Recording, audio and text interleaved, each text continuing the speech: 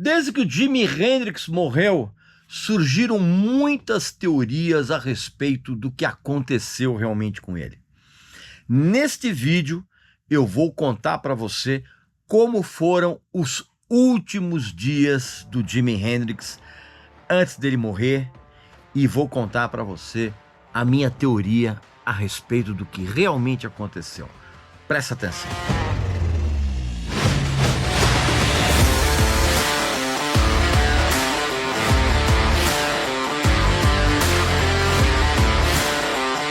Meu amigo e minha amiga, muita gente até hoje se pergunta o que realmente aconteceu com o Jimi Hendrix, né? O que causou a morte dele, mas pouca gente sabe o que aconteceu, quais são os eventos que antecederam a morte dele.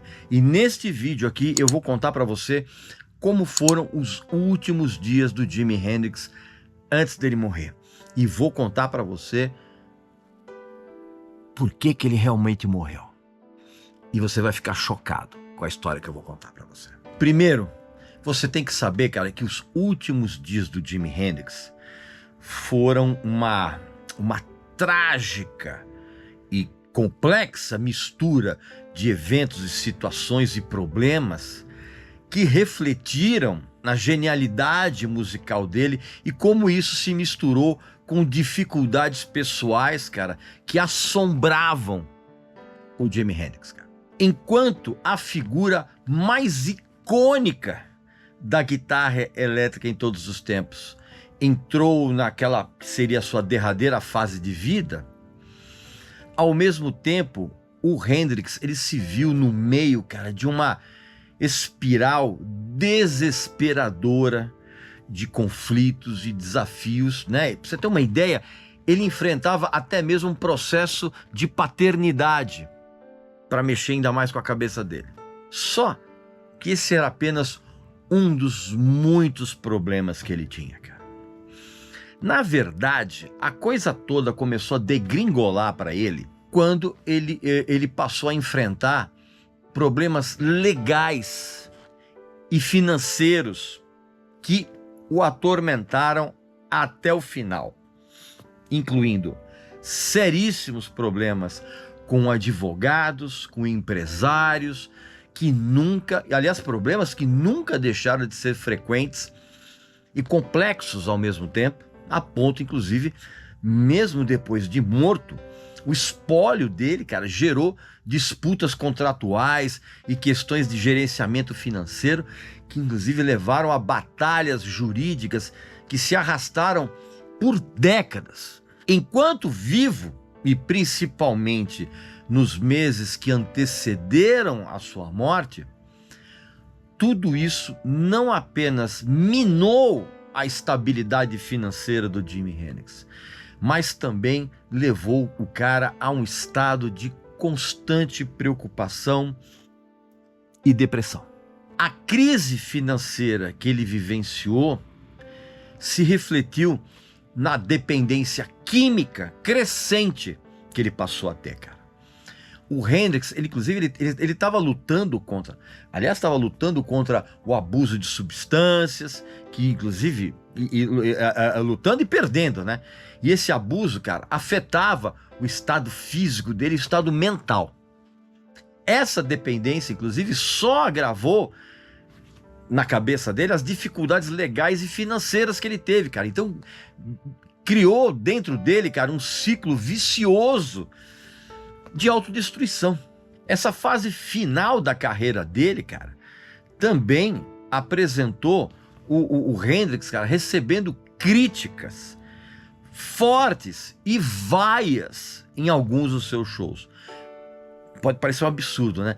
Por quê, cara? Porque o público, ele que costumava adorar a música dele, que era completamente inovadora, aquele estilo extravagante, aquele público estava cada vez mais crítico, mais chato e criou uma pressão de expectativa muito grande em cima dos shows dele, cara. Tanto que a performance de palco do Hendrix, que sempre o cara ficou conhecido por uma energia absolutamente incontrolável, um virtuosismo, essas performances, cara, no final da vida dele, começou a apresentar uma série de erros, uma série de lapsos, uma série de momentos de desconexão entre ele e a banda. E isso era um contraste muito doloroso para ele em relação à antiga glória, cara. E isso tudo levava o Hendrix a ter uma frustração diária com tudo que estava acontecendo. Pois é incrível isso, né? Por trás de toda aquela turbulência, o Hendrix também ele estava lidando, cara, com uma profunda depressão. Por quê, cara? Porque todo mundo que o conhecia dizia que ele era uma alma sensível, assim. E embora ele pudesse expressar essas emoções daquela forma intensa, espetacular por meio da música que ele fazia, cara, ele também vinha encontrando uma enorme dificuldade em enfrentar esses demônios pessoais. E essa depressão se manifestava não apenas nos palcos, cara, mas no seu dia a dia, no qual a saúde dele já estava em declínio e a vida pessoal dele, cara, estava quase que arruinada. Você pode conhecer a ascensão e a queda do Hendrix em detalhes com esse kit incrível aqui que eu vou mostrar para você. Que eu recebi. Olha só. Esse kit vem com esse copo exclusivo, maravilhoso. Vem principalmente com esse livro incrível aqui, ó. Wild Thing, tá? A breve e fantástica vida de Jimi Hendrix, escrita pelo Philip Norman, que é um dos maiores biógrafos de todos os tempos. Esse livro é um livro absolutamente sensacional, que conta tudo da ascensão ao declínio, a queda do Jimi Hendrix, em detalhes de bastidores espetaculares. E esse livro ele vem com um marcador de páginas exclusivo, vem com os adesivos sensacionais, olha que coisa bacana, e vem com umas fotos incríveis, bicho. Olha isso, olha que demais, olha que demais essas fotos, né? Cena clássica do Festival de Monterey. Vem aqui, ó, um bookzinho aqui, ó, com a discografia do Hendrix e a Flying V dele, ó. Olha que demais. Tudo isso, meu amigo, minha amiga, você pode adquirir com um desconto sensacional.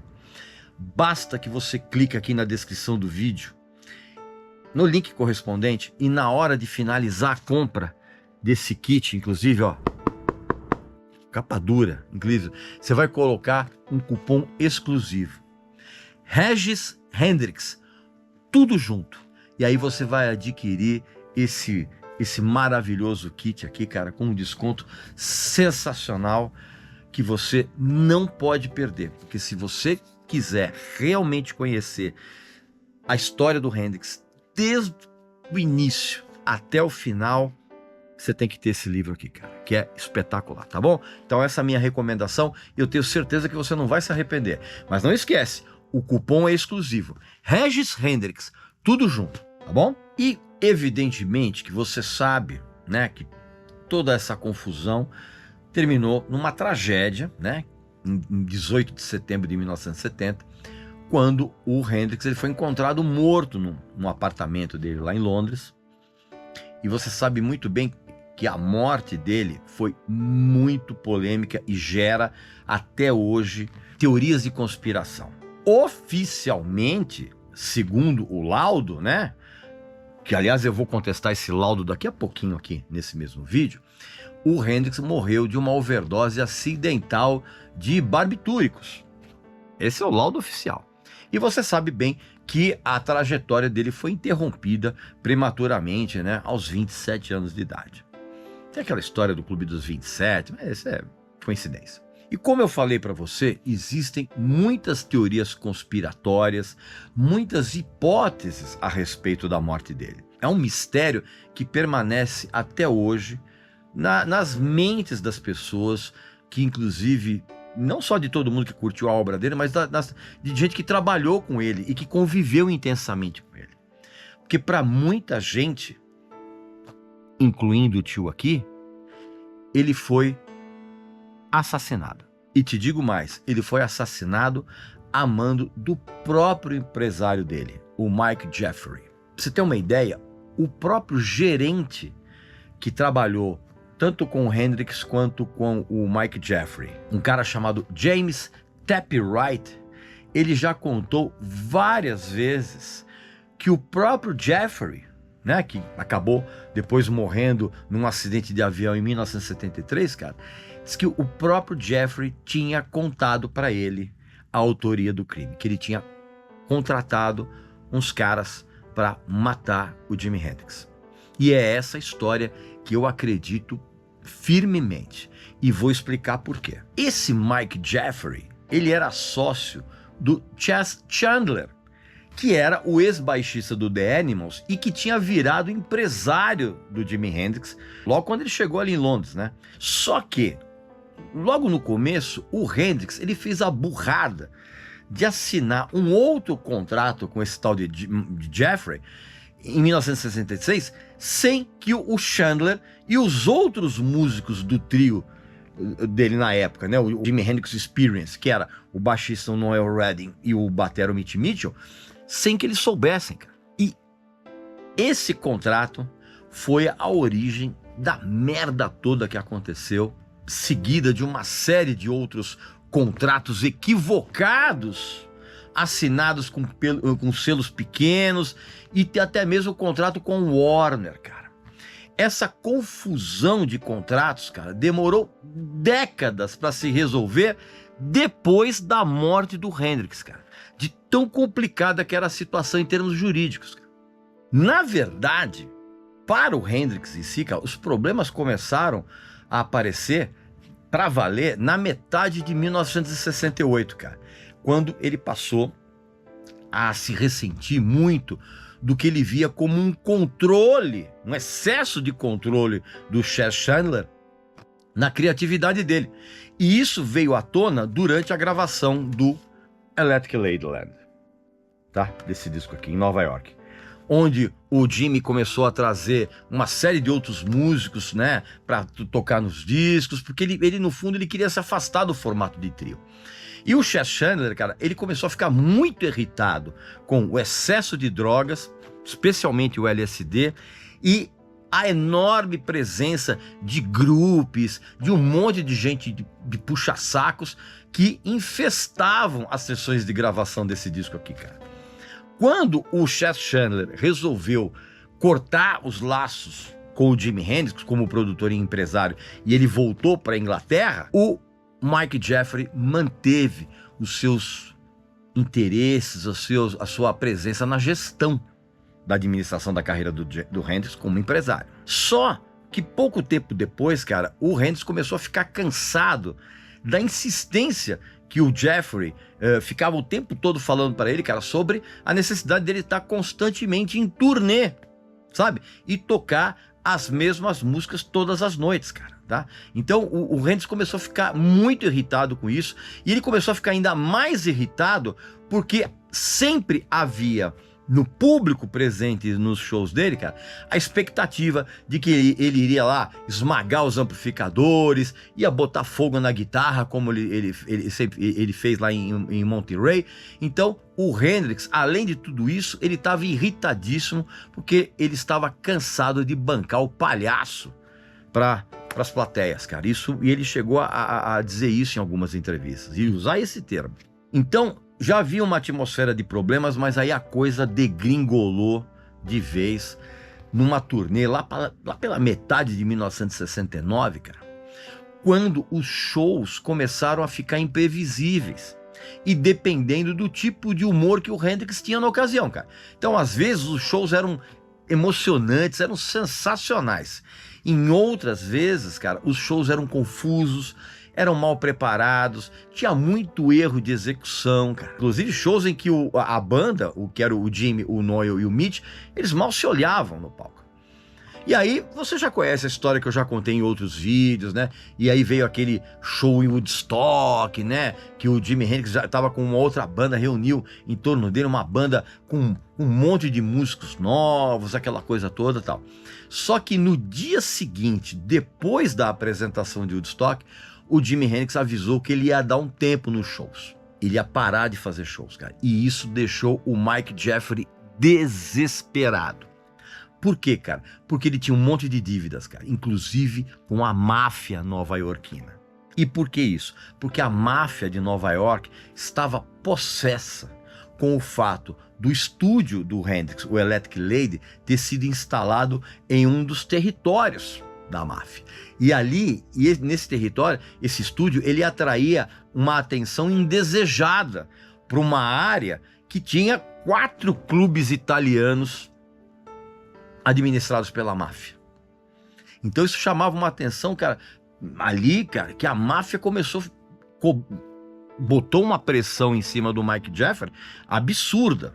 E outra, o Mike Jeffrey endividado fez a burrada de pedir dinheiro emprestado para a máfia. Então, quando o Hendrix falou que ia parar de fazer shows, cara, o Jeffrey entrou em desespero. Por quê? Porque a fonte de renda dele tinha secado. Pra você ter uma ideia, o Hendrix só voltou a subir num palco no final de abril de 1970. Porque ele queria, na verdade, começar uma pequena série de shows, cara, para promover esse disco aqui, ó, que foi lançado depois da morte dele, que é o Cry of Love. Tá? Só que também, bicho, o Hendrix não ajudava nessa coisa dos gastos, cara, porque os gastos eram imensos, cara. E o Jimi Hendrix, ele não tinha nenhuma preocupação com custos dos estúdios. Aliás, o estúdio dele, lá o Electric Lady, tinha valores elevadíssimos, cara, que inclusive causavam enormes problemas de fluxo de caixa. E outra, o Hendrix gastava grana com aluguel de limusine, hotéis, carros de esportes. Embora o Hendrix fosse cego que nem um morcego, o cara adorava comprar carros e adorava comprar guitarras, cara. Pra você ter uma ideia, num final de semana, o Hendrix chegou a comprar 9 guitarras. E aí, meu amigo e minha amiga, gastos. Até que o Mike Jeffrey começou a ser seriamente ameaçado de morte caso ele não pagasse as suas imensas dívidas com a máfia. E para piorar, ele sofreu uma forte investigação do Serviço da Receita Federal Americana, cara, que era o IRS, por conta de uns estranhos benefícios que ele recebia num paraíso fiscal, ali nas Bahamas, por parte de uma empresa do Jeffrey, que era uma tal de Yameta. E aí o IRS ameaçou confiscar o estúdio, o Electric Lady, se o Mike não regularizasse a situação dele, cara, e pagasse tudo que ele estava devendo para o imposto de renda americano. E tudo isso deixou o empresário dele ainda mais desesperado. O cara chegou a ficar paranoico. Por quê, cara? Porque ele não tinha o dinheiro que o Jimi Hendrix se recusava a proporcionar, cara, com aquela ausência dos palcos. Sem contar a piora do relacionamento entre ele e o Hendrix, cara. Tanto que, inclusive, o Hendrix chegou a montar aquela nova banda lá com o Buddy Miles e o Billy Cox, que era o Band of Gypsies, sem avisar o Mike Jeffrey. Tanto que, inclusive, eles chegaram até a fazer shows ali no Fillmore, cara, sem avisar o empresário. E aí o Mike Jeffrey ficou enlouquecido, demitiu o Buddy Miles e exigiu que o Jimi Hendrix reformasse o Experience juntamente com o Billy Cox e o Mitch Mitchell. Sacou? Sacou toda a confusão? E aí o Jimi Hendrix ficou ainda mais irritado, porque ele foi obrigado a demitir o Buddy Miles. E ficou ainda mais irritado porque o Mike Jeffrey estava interferindo também no lado criativo dele, algo que, inclusive, ele absolutamente não tolerava. E o empresário, cara, estava com um olho no calendário. Por quê, cara? Porque o contrato dele com o Jimi Hendrix ia terminar em 1º de dezembro de 1970. E ele estava absolutamente convencido que o Jimi Hendrix não iria renovar esse contrato com ele. E como eu falei, ele tinha uma montanha de dívidas. E pior, cara, o Mike Jeffrey, ele tinha dívidas com 2 credores que você não mexe, que é a máfia e o imposto de renda americano, como eu já falei. E aí, meu amigo e minha amiga, vem um elemento crucial nessa história toda que eu tô contando para vocês. O Mike Jeffrey tinha uma apólice de seguro sobre a vida do Jimi Hendrix. Inclusive, quando eles assinaram aquele contrato com a Warner, lá no começo, eles assinaram também uma apólice de seguro, tá? Que era algo que tinha que se tornado prática, né? Um padrão, desde que tinha acontecido a morte do Otis Redding em 1967.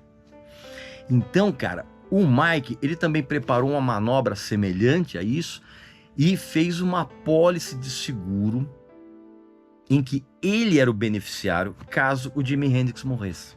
E fez essa apólice junto com a Warner. E ele colocou esse documento numa pilha com um monte de outros contratos de concertos à espera ali da assinatura do Jimi Hendrix, enquanto eles estavam no Havaí filmando o Rainbow Bridge, aquele filme documentário show. Mesmo o Hendrix tendo sido avisado por gente da própria equipe dele para ele não assinar nenhum documento, cara, sabe-se lá por quê, ele resolveu assinar aquela pilha de documentos e assinou sem ler a tal da apólice de seguro. A última coisa que o Hendrix queria fazer era mais uma turnê extensa. Só que ele assinou, naquele monte de documentos, ele assinou uns contratos para tocar na Europa, no outono de 1970. Então, depois ele fazer um show, teve que fazer, depois ele fazer um show estranhamente morno no festival da Ilha de White, aconteceu um show desastroso na Dinamarca, que foi interrompido depois de algumas músicas, já que o Jimi ele estava se recuperando dos efeitos, cara, de um punhado de comprimidos esquisitos que ele tinha tomado naquele mesmo dia, mais cedo, porque ele estava muito mal, estava muito deprimido e ele queria esquecer temporariamente todos esses imensos problemas que eu contei para vocês e que afetavam o cara de uma maneira absurda, cara. Terminou o show em vaias, o cara depois de algumas músicas teve que sair fora do palco, sob vaias. Para piorar ainda mais, dias depois ele foi fazer um show na Alemanha, cara, que também foi um desastre completo, que teve ele tocou mal, teve briga na plateia, apareceram os Hell Angels lá para tacar o terror em tudo. Absurdo. E aí então veio a morte dele e as circunstâncias e decorrências esquisitas, né, dessa morte. Você quer um exemplo disso? Nem os motoristas da ambulância, nem a polícia que atendeu ao chamado quando o Hendrix morreu, cara, nem os médicos que passaram a lidar ali, tentar reviver o Hendrix no hospital, que inclusive coisa que não aconteceu, porque o Hendrix, nenhum desses profissionais foi chamado para depor no inquérito. E por quê, cara? Não se sabe por quê. E outra, os médicos não tentaram reanimar o Hendrix no hospital. Por quê, cara? Porque o pessoal da ambulância tentou fazer isso no quarto do hotel onde o Hendrix estava e ele já estava morto. Tanto que, inclusive, a ambulância, cara, quando transportou o corpo para o hospital, nem fez isso com sirene ligando, rodando, alta velocidade. Por quê, cara? Porque os caras já sabiam que o Hendrix estava morto. E nenhum desses profissionais, como eu falei, foi chamado para um inquérito. E também teve outras coisas muito esquisitas, cara. Por exemplo, o legista, que era o Gavin Thurston, um profissional que, inclusive, eu nem encontrei foto do cara aí na internet, ele soltou um laudo rapidíssimo, cara. Depois que o Hendrix chegou lá no hospital, citando inalação de vômito causado por intoxicação barbitúrica como causa da morte. Só que, anos depois, um assistente médico que estava de plantão naquele hospital naquela noite, o John Bannister, ele disse, cara, ele estava lá no hospital, ele analisou o corpo do Hendrix e ele disse, cara, e isso é uma imagem que ele falou que ele nunca esqueceu na vida, que havia uma quantidade absurda de álcool na laringe e na faringe do Hendrix, do corpo dele, que era uma enorme quantidade de vinho tinto, cara, que estava escorrendo dos pulmões e do estômago do Jimi Hendrix. E aí vinha a pergunta, de onde veio esse vinho se no quarto do Hendrix depois foi constatado que não havia garrafa de bebida nenhuma? Então, meu amigo e minha amiga, esse laudo oficial foi um grande alívio, tanto para o Mike Jeffrey quanto para a gravadora Warner, cara, porque se tivesse havido uma suspeita de suicídio ou de crime, ou que o Hendrix tivesse um comportamento que tivesse, um imprudente que tivesse levado à morte dele, cara, as companhias de seguro não teriam se recusado a pagar a tal apólice. E com a grana que o Mike Jeffrey recebeu, cara, ele pagou todas as dívidas dele, tá? E além disso, cara, ele ofereceu ao pai do Jimi Hendrix, o Wal Hendrix, que foi o único beneficiário dos direitos de propriedade do Hendrix, ele ofereceu quase $250 mil pela metade da participação do Jimi Hendrix no estúdio do Electric Lady. Sacou? Então, meu amigo e minha amiga, os últimos dias do Jimi Hendrix foram uma mistura angustiante de talento perdido, lutas contra demônios pessoais, problemas financeiros e depressão. Então, enquanto o Hendrix enfrentava tudo isso, né, esses demônios internos, essas coisas, o brilhantismo dele, brilhantismo musical, se perdeu, né, mas continuou a brilhar nas décadas seguintes, até os dias de hoje, cara.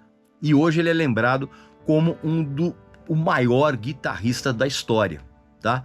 Mas a vida e a morte dele, cara, são lembretes muito tristes do quão complexo é a carreira artística de alguém, tá bom? Pois bem, meu amigo e minha amiga, essa então foi a minha visão de tudo que aconteceu. Coloca aqui nos comentários o que você acha a respeito disso e não esqueça de adquirir esse livro aqui, que é absolutamente sensacional, tá bom? Então um abraço, saúde para você, para sua família e para seus amigos e até a próxima.